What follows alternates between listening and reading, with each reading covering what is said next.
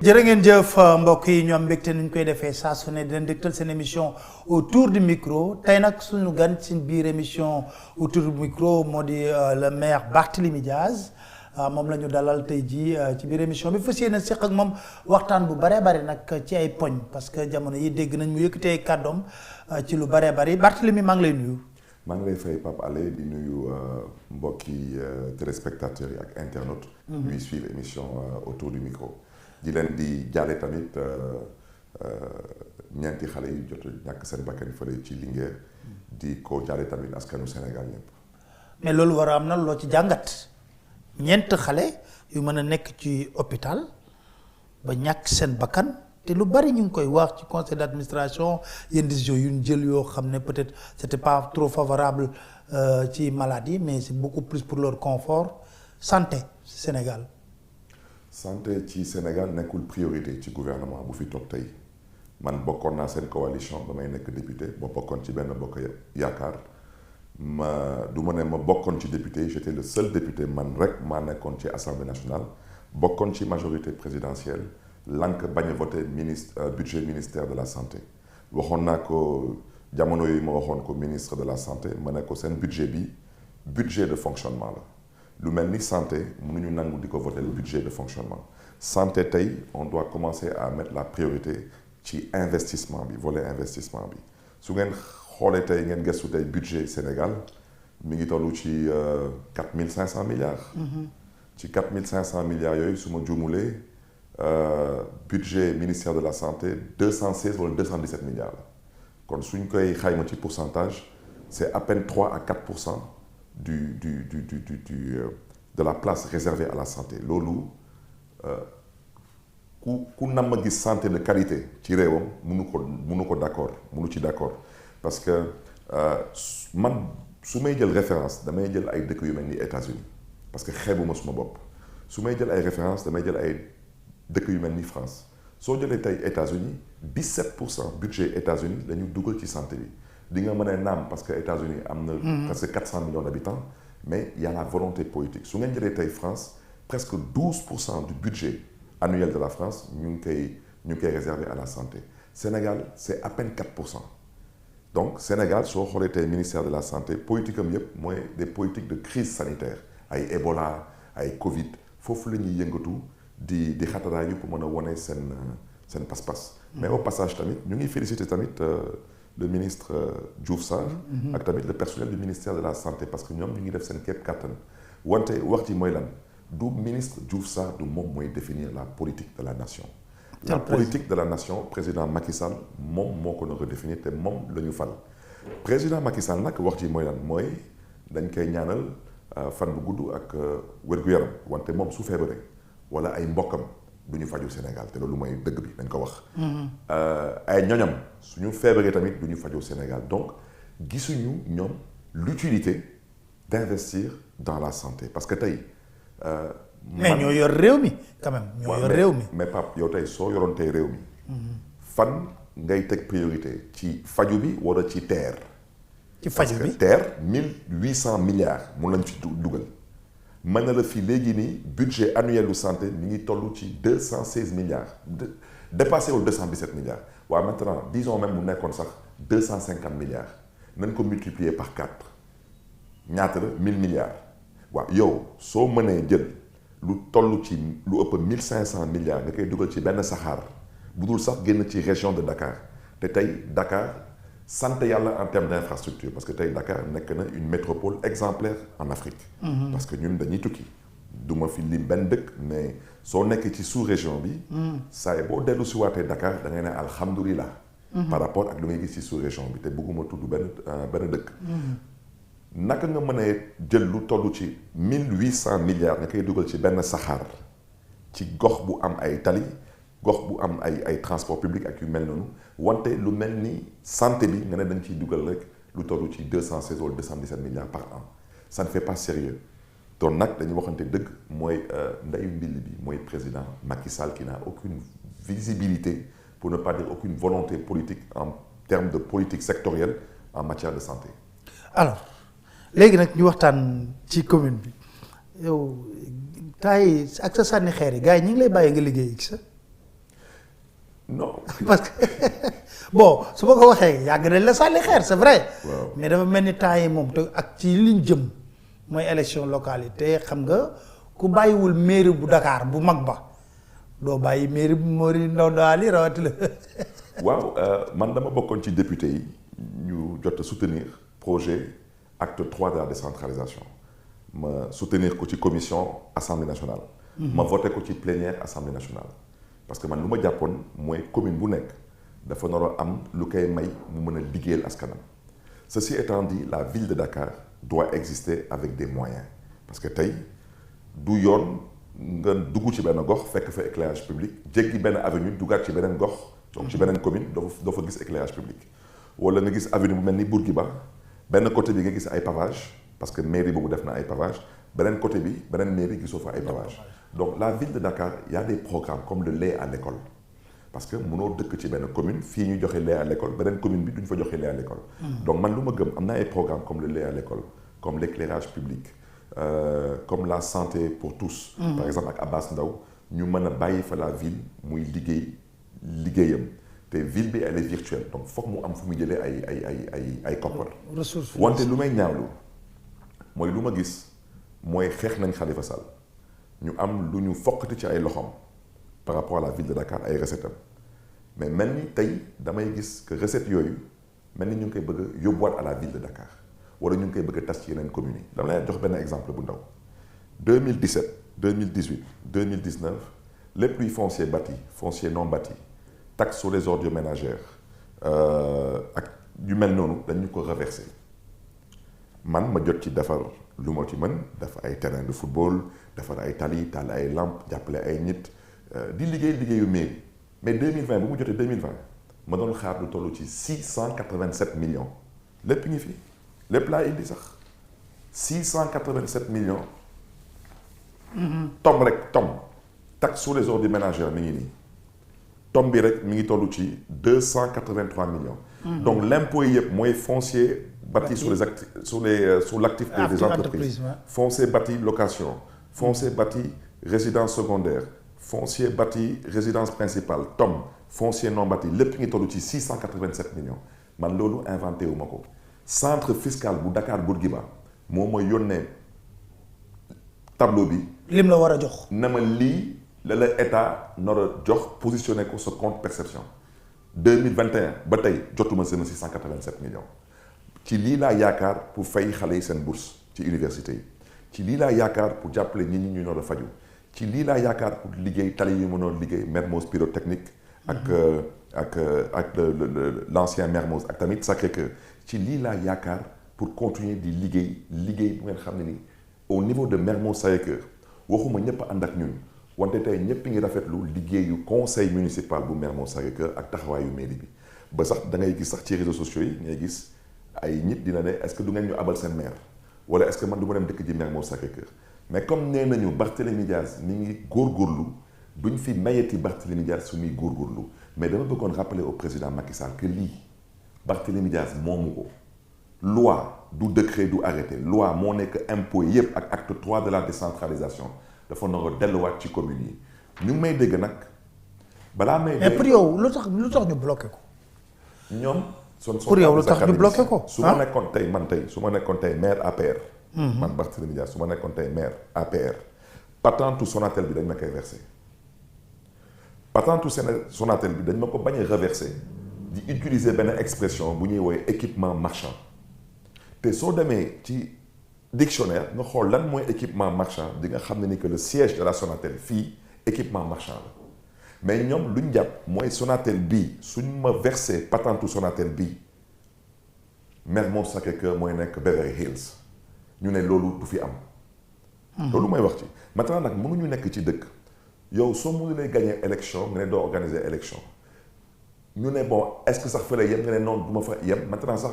koppar yu ngeen xam ni loi moo leen ko may pour ngeen mën ci sukkandiku pour liggéeyal seen askan dama koy confisquer et la plupart de mes collègues maires ne sont même pas vigilants par rapport à ça et aujourd'hui je le répète toutes les communes de Dakar sont privées de toutes ces taxes qui leur reviennent de droit taxe sur les ordures ménagères xanaa mbalit bi nag nga delloo ma suma mbalit sax taxe bi parce que man maay fomp suma commune maay góorgóorlu ci suma commune. donc tey 687 millions presque 700 millions état téye ko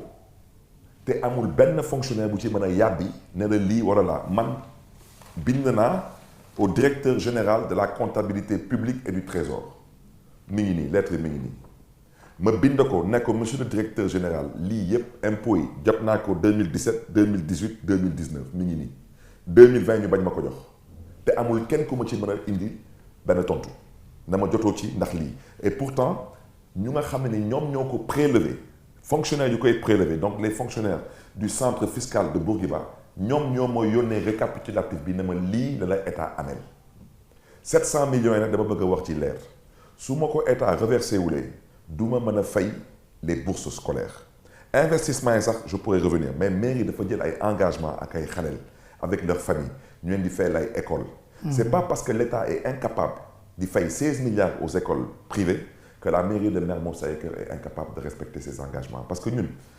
ba ñu amee taxes yi ba tey ñëpp ngi gis qu'au niveau de la mairie de Mermoz Sacré-Cœur conseil municipal bi mi ngi def kenn kattanam pour que askan wi mën a gis boppam ci gestion mairie bi. donc ça c'est fait sciemment moo tax ma leen di interpeller te tamit population yi tamit dama leen di interpeller lu may wax nii su ngeen jàppee ne ni que loolu seen yoon newu ci amul problème wante secours du amati ku feebar ba mu ñëwti ci mairie bi awma lu mu lay jox mutuma tabax tali mutuma taal lampe mutuma fayal xale yi ay bourses ñu dem di jàng ji ay IAM ak ay Subdeco ak yu ak ñoom seen. te xale yi ñun on investit sur l'humain parce que ñun lu ñu gëm mooy nit mooy réew nit mooy tabax réew donc nit lépp loo mën a def ci santé su ngeen gisee damay wax ay waxu ay secours yi mooy lan mais tous les jours nit ñi dañuy ñëw ci mairie bi ay cancer du sein ay chimiothérapie fii ay radiothérapie fële ay lu nekk ngay dégg ci mairie kon nag su ngeen ma xañee lii man de Barthélémy Dias wax dëgg yàlla man soxluwuma secours man awma benn doom buy dem école ak bourse lii wante bu leen xeex Barthélémy Dias ba xañ ñii seen wërsëg donc loolu vraiment te su ngeen gisee sax lii mooy compte lii mooy les récupérat lii mooy les comptes administratifs plus ou moins di nga gis que lii mooy 2018 lépp lu ñuy souligner mooy taxe yu ñu jot a am bii mooy 2019 di ngeen gis que toutes ces taxes mairie bi encaissé woon na ko lu tax nag bu 2020 bi ñu bañ ñu ko jox parce que ñu ngi jublu si ci ay élections wante président Macky Sall il doit comprendre que moom votel nañ ko budget 4500 milliards te amul lenn luñ ci téye moom nag amul droit di parce que mooy responsabilité am fonctionnaires yi ils ne font qu'exécuter des instructions tey ils refusent de nous laisser le soin de pouvoir servir nos populations te loolu dañ koy ñaawlu. alors ci biir calcul politique bi ngay wax noonu sentir na ne président mi ngi def benn reprise en main situation bi ginnaaw ba mu waxee ne daanaka affaire yi da ko bettoon ci kii bi forum de l'emploi tu es convaincu par message bi président joxe.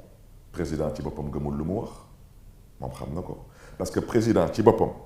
moom il est conscient moom xam na que amul benn gouvernement ci àdduna bi buy créer emploi moom xam na ko. gouvernement lan mooy liggéeyam gouvernement xam ngeen États-Unis su amuloon Covid bi Donald Trump day am second mandat. waaw parce que gouvernement liggéeyam mooy lan mooy créer les conditions l'environnement fiscal pour que société yi di mën a créer de l'emploi. mais tey naka nga bëgg a créer emploi Sénégal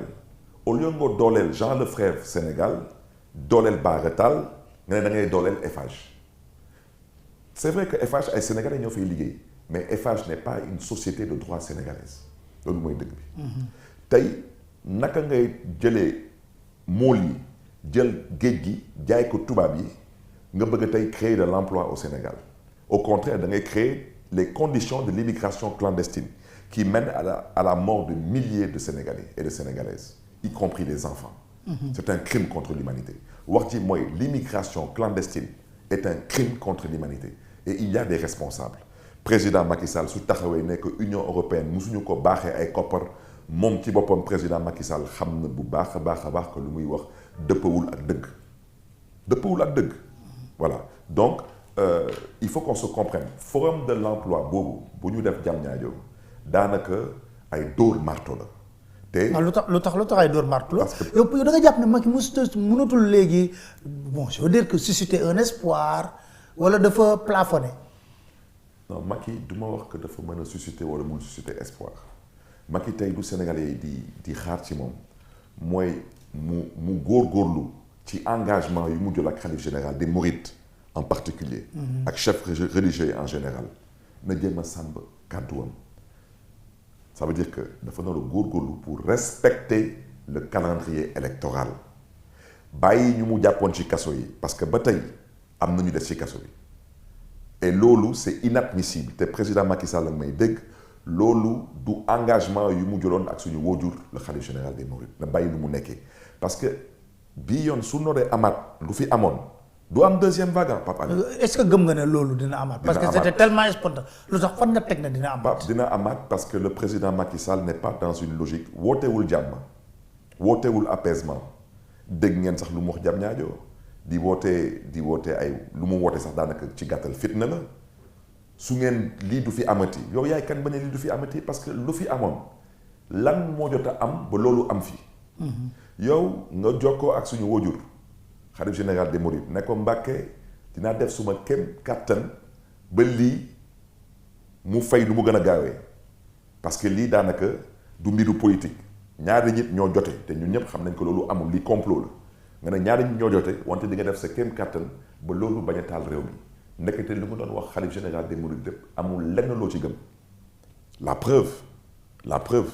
sa taxawaay comportement wu sa parti politique dafa wone que yéen ñii da ngeen bokkoon ci complot bi yéen ci gàttal sax yéen vous êtes les instigateurs du complot ku mel noonu dinaa la wax lu tax c'est encore plus grave parce que président Macky Sall man suy wax dama koy dégg. man bokkuma ak ñuy taxaw di ñàkkal fayda waxam dama koy dégg parce que dama bëgg a xam kii fu mu jëm na moo organiser élection locale parce que xam nga da ngay perte. bëggoon joxe carte électeur yi da ngay ñàkk surtout ak xale yi parrainage bi mooy ce filtrage pour éliminer gaañ yi kaso yi moom daanaka dafa commencé sax sàppi gaañ yi donc tey kaso bi daanaka teg na ko sax à la limite de côté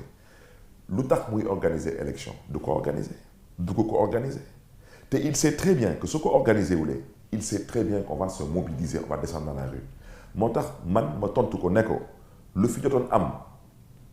du fi amati duñ la mayeti ngay jël ay samba boy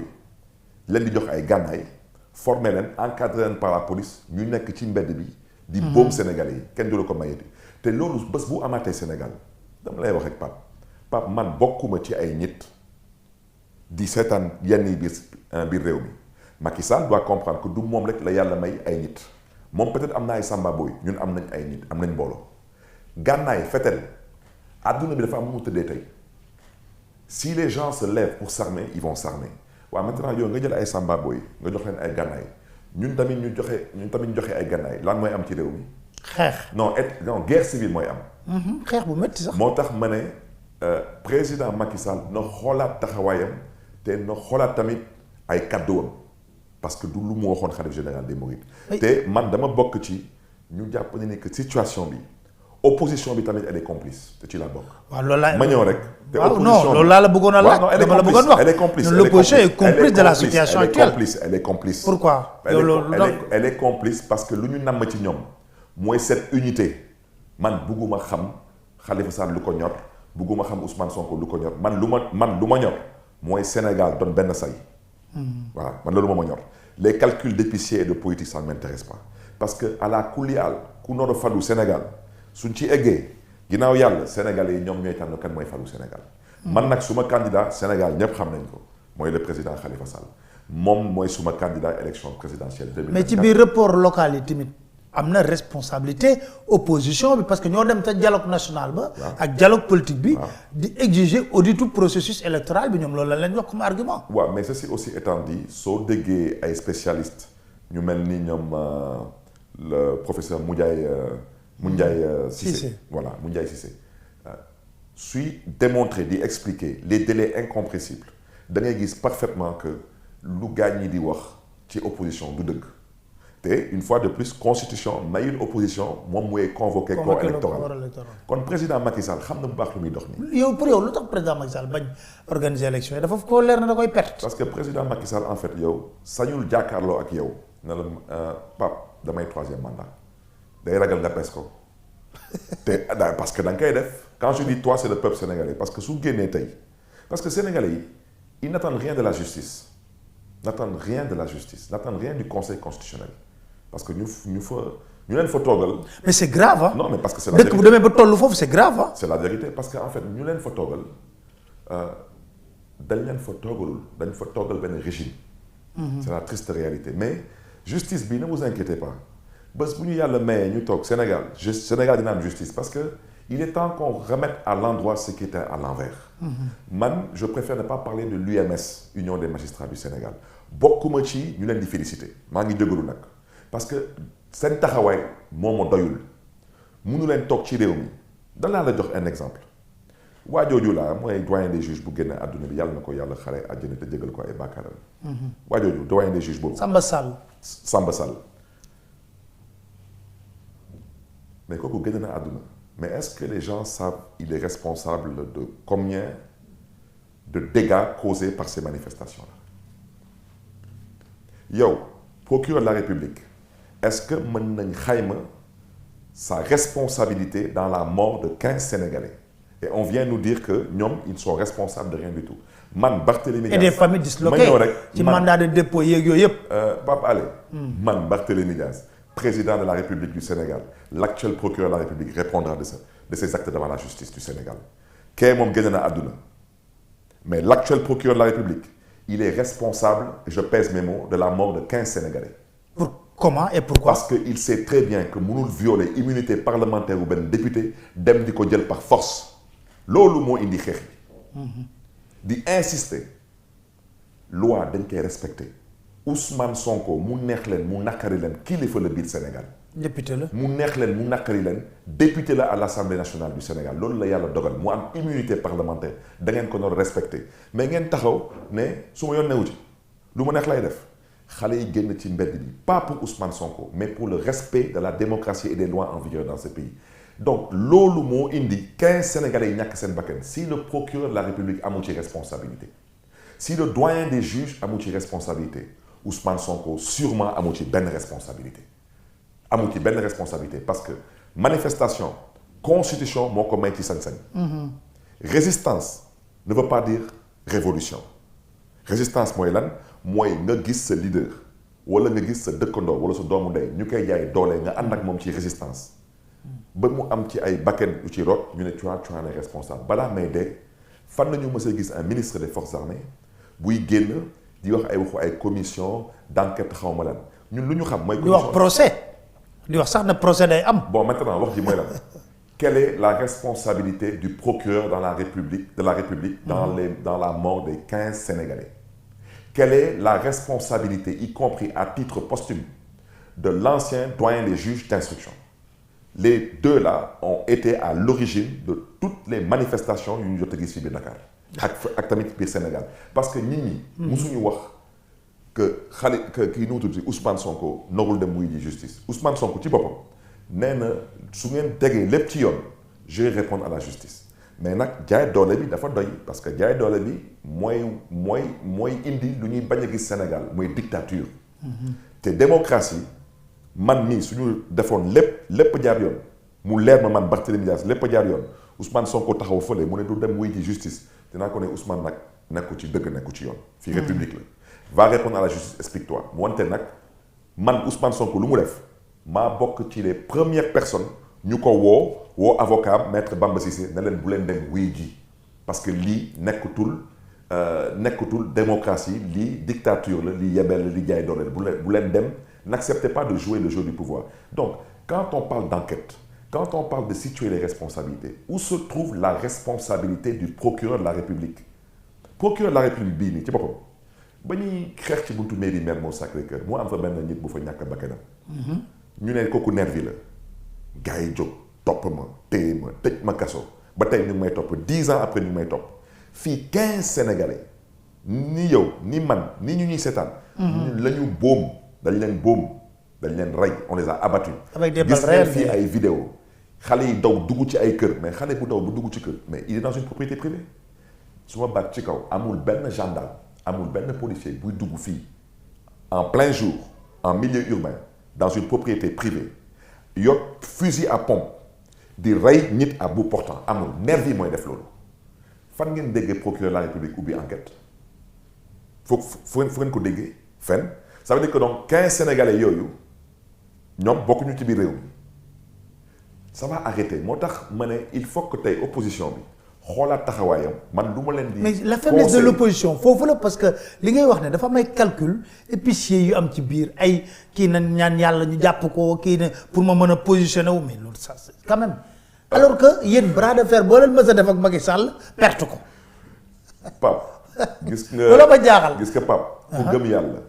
te wóoluwul yàlla rek walaay day ndax boppam.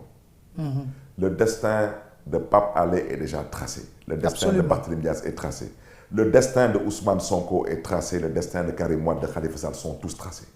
nañu ànd ak gëm yàlla ak wóolu yàlla.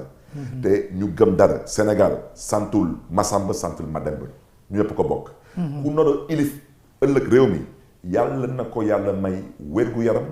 xel bi ak kattan pour mën a ilif Sénégal te ñu koy ñaan mu am ci réussite parce que mooy suñu ndam. man j'ai le droit en tant que politique mais kii mooy suma candidat wante man lu ma gën a namm Sénégal mooy que Sénégal doon démocratie Sénégal ay patriotes ay citoyens. ilif ko liggéey fii liggéey bu jéggi dayoo ba ndax ëllëg yeneen génération yi su ñuy ñëw ñu xam lan mooy seen warugar man nekkuma ci ay calcul politique. moi tout ce que je dois faire. pour faire partir le régime du président Macky Sall dinaa ko def. képp ku fi ñu toog nag ma xam ne ni lii la yàlla dogal wante man je battrai campagne pour mon candidat je vendrai le projet politique de mon candidat et je mobiliserai les Sénégalais autour de notre projet politique mais l'opposition je répète ce que j'ai dit ils sont responsables en partie de lu fiy xew tey ci réew mi seen dialogue politique bi waxoon naa leen bu leen fa dem seen dialogue national bi waxoon naa leen bu leen fa dem nañu am nañu jàpp ni amaana baax na man lu ma gëm mooy dialogue bi escroquerie politique la woon ça bénéficiait à qui ça bénéficiait au président Macky Sall il a gagné du temps et Pape fu may daaneel ci question bi Pape xam nga local yi ñu bëri dañuy toog ne élection bi amul solo ñu toog di seetaan Macky Sall di déroulé 2019 ba 2022 3 ans mais président Macky Sall moom lu mu ci namoon ci loolu xam na ko lan la mais mooy report bu mu jot a am ci local bi report boobu dina jéem a xool nu mu koy répercuté ci législative yi c'est qu'on le veuille ou pas loi électorale bi am na ay délais incompressibles yu mu teg entre chaque 2 élections en l'occurrence la révision des listes électorales absolument donc Pape dama la koy wax tey fii lu may gis nii su continuer di am élection législative daanaka élection député du am 2022 parce que président Macky Sall du toog di seetaan Khalifa Ababacar Sall di ànd ak Ousmane Sonko di ànd ak PDS du toog di ko seetaan du ko seetaan loolu ñàkk organiser élection moo gënal. kon yéen pare ngeen seen coalition ba pare. non la coalition ce que je veux man lu ma gënaloon mooy ñu formaliser ko man j'ai envie de voir Khalifa Sall en permanence avec Ousmane Sonko ñuy dox ci dëkk bi wax naa ko di Biralaat wax ci fii Karim Wade su amee ay mbokk na mbokk mi wax ak moom xeex bi fii la te moom Karim Wade qu'il sache que son père est le symbole vivant de toutes les luttes démocratiques dans ce pays. na ñëw Sénégal te xeex parce que nag il est le fils d'Abdoulaye Wade mais pour l'instant il n'est pas Abdoulaye Wade man day xaw ma man Barthélémy Dias su ma bàyyi su nekkoon Abdoulaye Wade noonu dëkk bi xoolal lijjanti na affaire yàgg na parce que nag man doo ma yekk lu mel nii mais taxaw Macky Sall di bonde suma kaw du fi am donc je veux dire aujourd'hui que man suma xalaat bu gàtt la première chose à faire comme ñu ngi ci weeru koor di weeru jàmm di weer bu sell nañu sol suñu ay dàll doon benn say nag àndandoo dem Touba dem seeti xalifa général des Mourides ne ko lii la Macky Sall nekkee ci réew mi fas yéenewul organiser élection ba tey am na ay xale yu nekk Ziguinchor ci kaso yi ak yeneen gox bi Sénégal ba tey bàyyiwu leen waxal ak moom parce que soo waxulee ak moom lii ak lii ak lii mooy am gis ngeen les rapports de force Pape Alé sont inversés le pouvoir actuellement est dans la rue il suffit que opposition bi jóg ñu am nag fula laa wax am fayda te bàyyi seen caaxaan parce que caaxaan bi daf ci bëri yow bëgg naa su ñu doonee benn say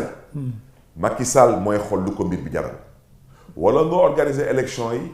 défaite bi ñu ormal ko yaa xam wala nga bañ a organiser élection je reviens à ce que j'ai dit deuxième vague du am bii luy am bii yoon mooy nekk un point de non-retour pour son régime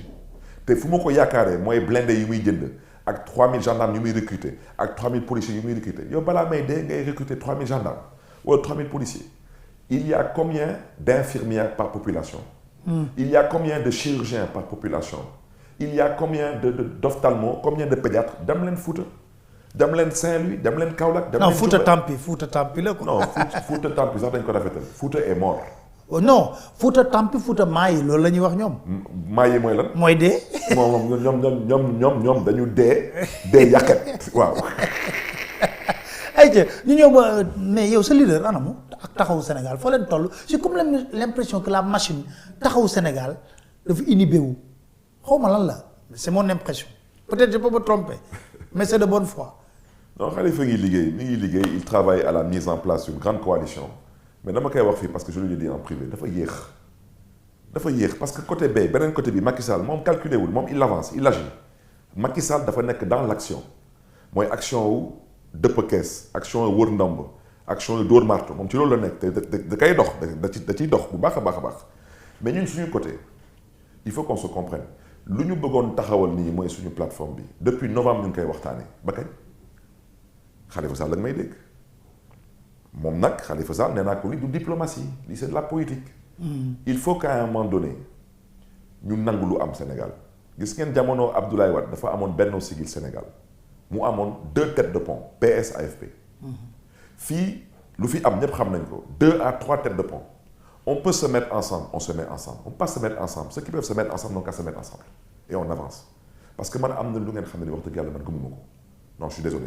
Parce que 0 plus 0 plus 0, ça donnera toujours 0. Il faut tout de même qu'on puisse mettre des chiffres autres que 0 pour avoir un total égal à un chiffre positif. Et je pense que tey Ousmane Sonko, Khalifa Sall, ce sont des gens qui sont en phase. Le PDS, man je ne peux pas parler du PDS parce que bon man gisuma Karim Wade naa jokkoo ak moom téléphone. góor gi personnellement man du ma ko dem déranger à son âge il doit se reposer du ma ko déranger ci ay waxu politique. lu mu naroon liggéeyal Sénégal liggéeyal na ko Sénégal. lu mu naroon liggéeyal Sénégal ci mbiru démocratie en termes de lutte démocratique liggéeyal na ko Sénégal donc président Abdoulaye Wade wàccoo na ak Sénégal bu ci des mooy ñu bëgg a ànd dañuy nangu ànd les autres ils doivent accepter que chacun doit regarder il pèse quoi parce que dañuy wax pour politique il faut qu'on soit sérieux chacun sait il pèse quoi mënuñu toog fii di xaar Massamba di xaar Mademba kenn ne damay amendement on n'est pas d'accord ça ressemble à du sabotage te ñun duñu ay gune. Nous avons rendez-vous avec l'histoire levons-nous dem doxi dox bi lu ñu am nag jël parce que fii yàlla rek fi nekk. yàlla mooy maye yàlla mooy xañe. candidat nga mairie de Dakar.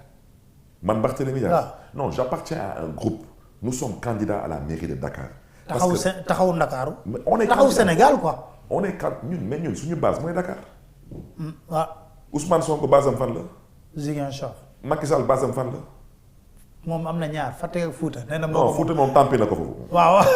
mais moo. ak Mayi non. Mayi waaw Fouta Mayi kon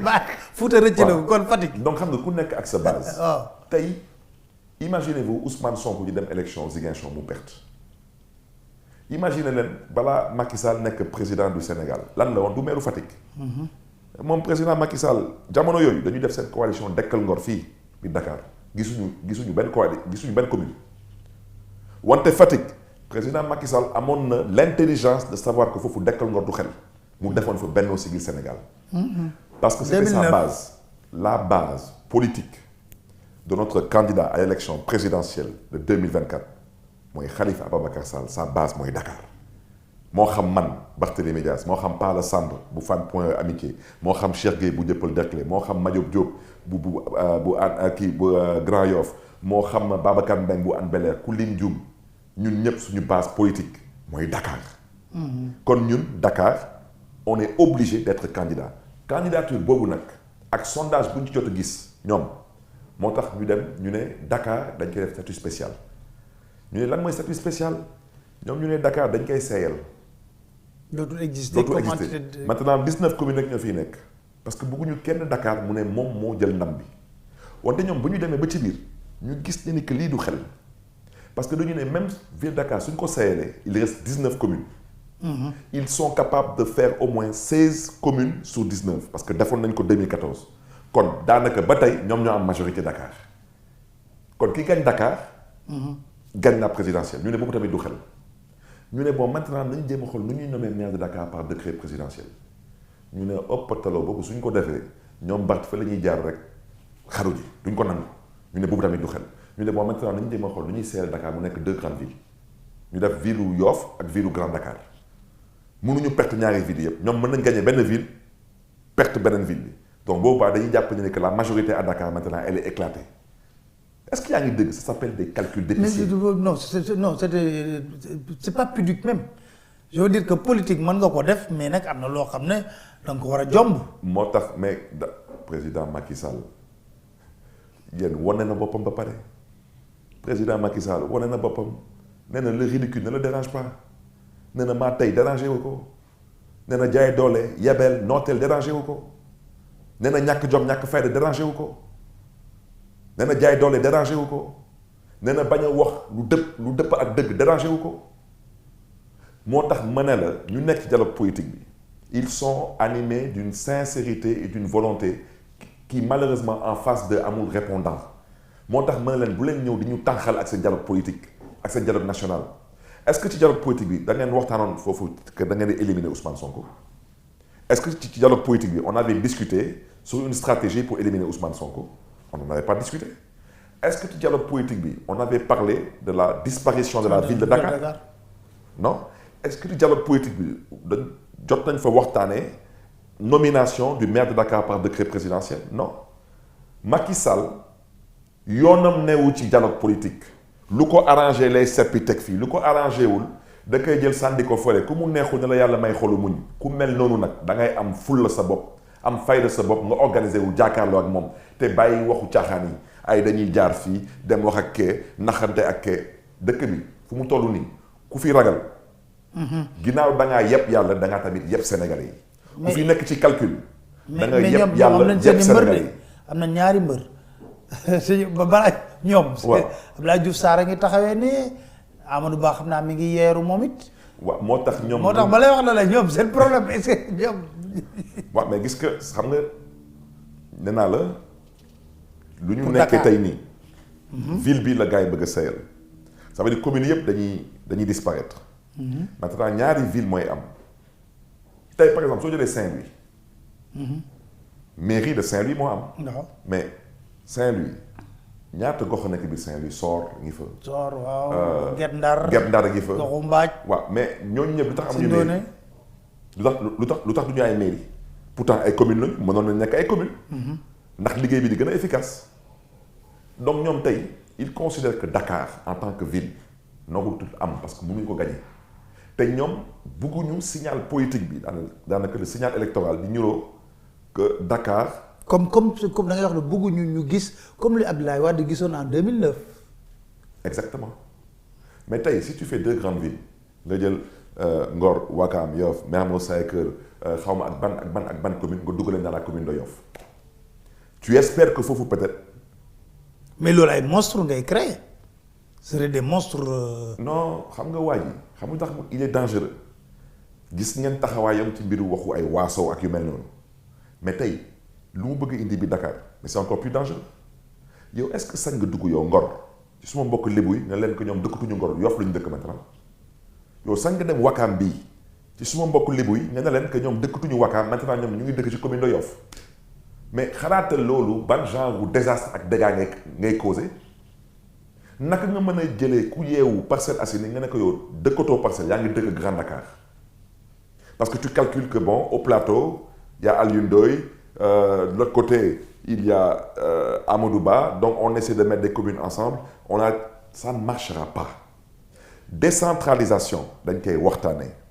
yéen ci seen dialogue politique bi moo tax ma la ab mbiru caaxaan la woon seen dialogue boobu ci dialogue politique boobu est-ce que da ngeen fa waxtaanee waxu évaluation acte 3 de la décentralisation waxtaanee wu leen ko foofu tey naka ngeen mën a jóg yéen képp yéen dog ngeen jóg ne ñun ñii ñu fi yeewu Dakar dëkk fii juddoo fi que maintenant Dakar dafa noog a disparaître parce que soi-disant mooy seen bëgg-bëgg maintenant ñooy Dakar yi tëddee on ne l'acceptera pas moo tax Macky Sall suy wax lu muy wax parce qu'il sait qu'il est en train de préparer un coup moo tax ma ne ko lu fi amoon du fi amati daanaka bu fi jëlee ay nervi jox leen ay gànnaay parce que xamal rek yow lu nga yor xamal lu nga yor nga bàyyi ni ñun tamit lu ñu yor parce que lu fi jotoon am Sénégal particulièrement Dakar du fi amati nervi bu fi génn ak gànnaay di dox ci mbedd bi di nga gis loo musul gis man maa leen ko wax man Barthélémy Dias maa leen ko wax parce que nag gis nga am na fu ñuy toll ah. ku nekk na xam nu muy boote njabootam. c'est tout parce que wax jooju ce n'est pas rentrer dans l'oreille d'un sourd te ñun dañuy xeex ay xeexkat lañu moo tax ma ne opposition bi takk leen seen ay dàll dem leen seeti suñu waajur fële ci Touba xalifa général des Mourides ngeen wax ko na woo Macky Sall pas mu woo ko téléphone na ko woo mu ñoo toog ne ko lii nga waxoon yaa waxoon da ngay bàyyi ñëpp bàyyi woo ñëpp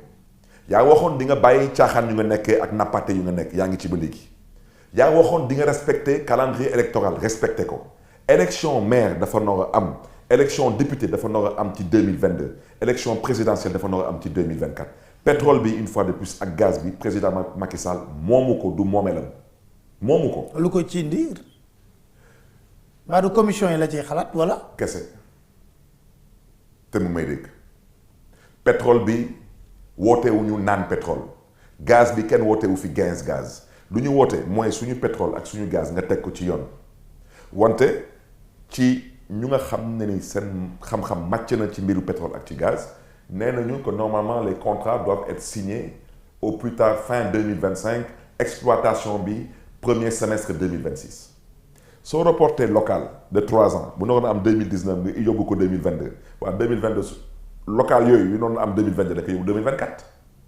kon présidentielle bu noonu am 2024 moom ngay dàqaat ba 2026 2027 pour mën a signer contrat yi dof jeewul Sénégal. kon nag président Macky Sall wax yu mu wax jam ñaajo lu nekk ci ginnaaw wax ji ñun xam nañ ko du fi am. jërëjëf Barthélémy Dias maa ngi lay sant di la gërëm xam nga Max sama ak yow suñu émission day neex quoi parce que